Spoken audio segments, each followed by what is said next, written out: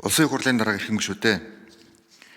Их дэлхийнхээ насыг уртгах асуудал хүн төрөлхтний тулгамсан асуудал болж олон улс өнөөдрийг хүртэл нэгдмэл байр сууринд очиж мөн нэгдсэн үр дүнтэй шийдэлд хараахан хүрчиж чадаагүй байна. Монгол улсын хувьд уул уурхай түшгэлсэн эдийн засгийн төрөлжилт, экологийн тэнцвэрт байдлыг хадгалах асуудал нь мөн бид бүгдийн тулгамдсан асуудал байсаар байна. Дэлхийн цаг уурын өөрчлөлт нь алс хол сонсогддог байсан боловч сүүлийн жилүүдэд өвлийн улирлын хүйтний уламжлалт ойлголт эвдэгдэж нүүдлийн ахуйд тулгуурласан малчдын амьдралд томоохон нөлөө үзүүлж байгааг бид бүхэн мэдж байгаа.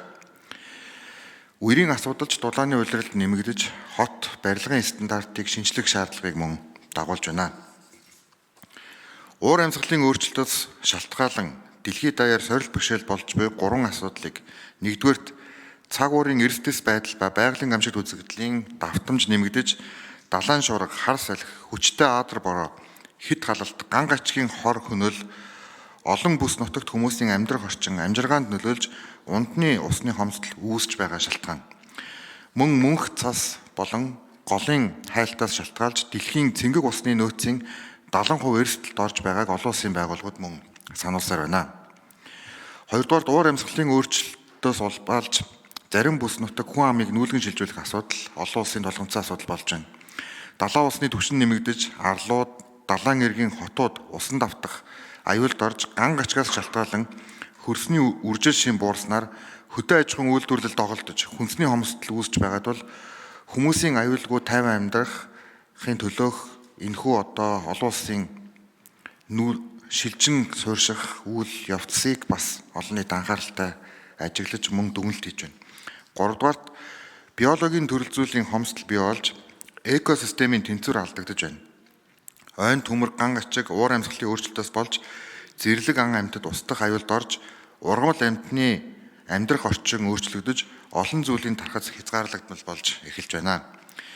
Эдгээр асуудал нь зөвхөн байгаль орчин төдийгүй дэлхийн эдийн засаг, нийгэм, улс төрд хүчтэй нөлөөлж тогтвортой хөгжлийг сааруулж олон улсын хамтын ажиллагаа, шинжилгээ ухаан, технологийн шийдлүүдийг нэн тэргуунд хөгжүүлэх шаардлагыг мөн бий болгож байна.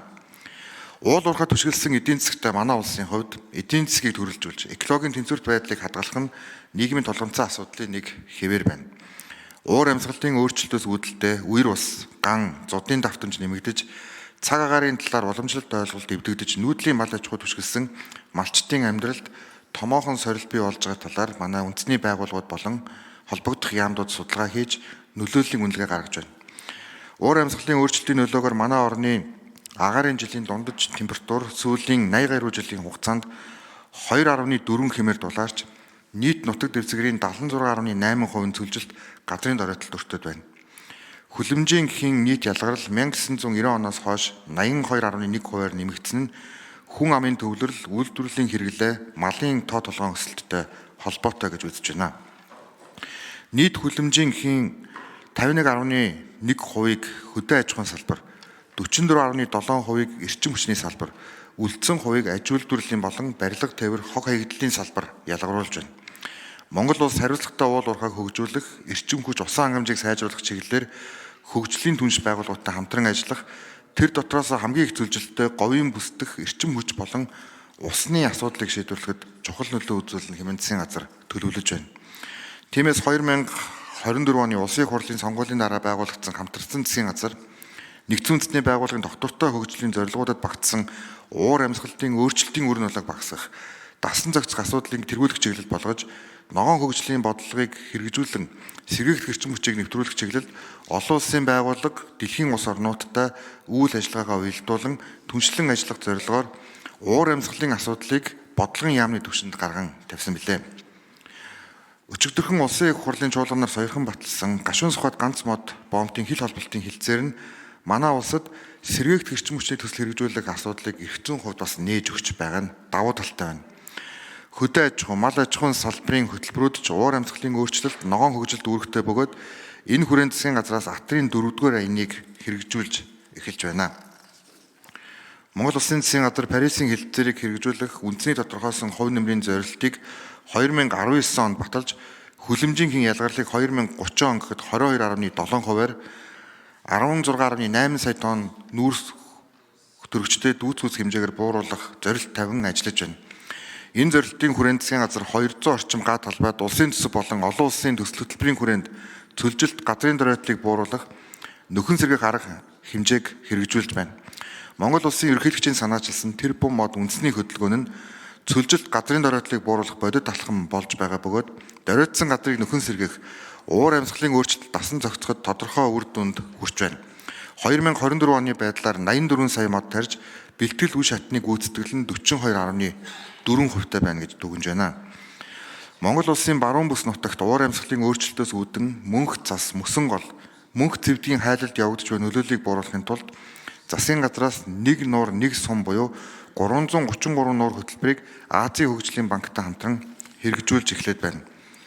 Мөн ойн сан, намаг бүхий газар, гол мөрний урсац бүрлдэх эхийг хамарсан 35.1 сая талбайг улсын тусгай хамгаалтанд авч цаг агаарын гинтийн аюулаас хамгаалах, эрт сэрэмжлүүлэх, эрсдлийг бууруулах зорилгоор улсын нутаг дэвсгэрийг бүрэн хамарсан цаг үеийн ардатрын нэгдсэн системийн сүлжээ байгуулахаар мөн төлөвлөн ажиллаж байна.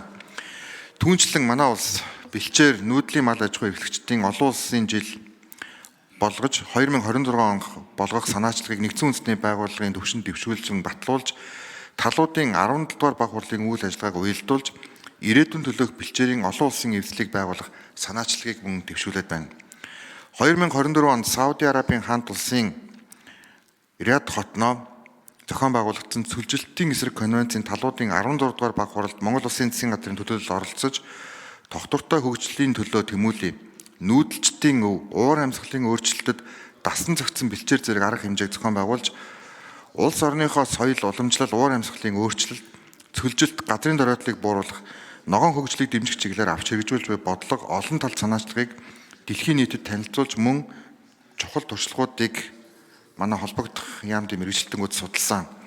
Улсын их хурлын дарга ирэх мөшөөдөө уур амьсгалын өөрчлөлт, цөлжилтийн асуудал улс орон бүрд хүн төрөлхтний өдөр тутмын амьдралын хэм маягт бодитоор сөрөг нөлөө болж байна.